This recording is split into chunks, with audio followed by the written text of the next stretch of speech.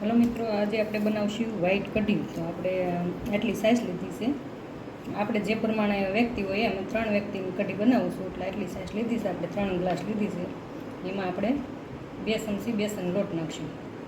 White કઢીમાં બહુ બેસન લોટ નહીં નાખવાનો, 2 ચમચી નાખવાનો ને સાઇઝ રાખવાની ઘાટીની મોળી, તો બહુ મસ્ત બનશે.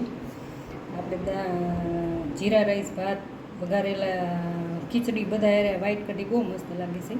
હવે આપણે આમાં બ્લેન્ડર મારી દઈએ. આપણે બ્લેન્ડર મારીને સાઈઝ તૈયાર થઈ ગઈ છે. હવે આપણે આ વઘારનું બધું તૈયાર કરશું. આપણે 3 નંગ લાલ મરચાં લીધા છે, 6 લવિંગ લીધા છે, તમાલપત્ર 1 લઈને 3-4 કટકા કર્યા છે ને લીમડી લીધી છે. આપણે વઘાર કરી નાખશું. આપણે કઢીનો વઘાર કરી નાખશું. એમાં આપણે 2 ચમચી ઘી ને 2 ચમચી તેલ લીધું છે.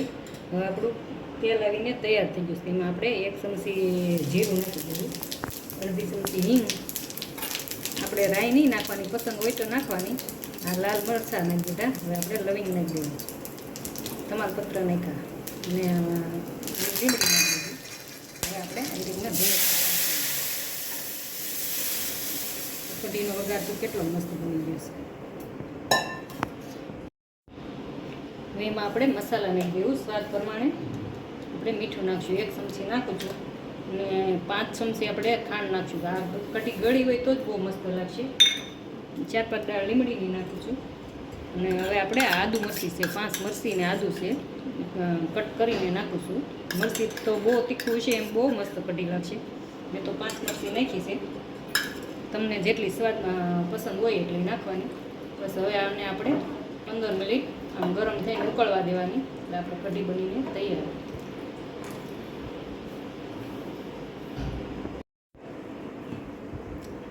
આપણે 15 મિનિટ થઈ ગઈ. જો કઢી બનીને આપણે તૈયાર થઈ ગઈ, કેટલી મસ્ત બની છે.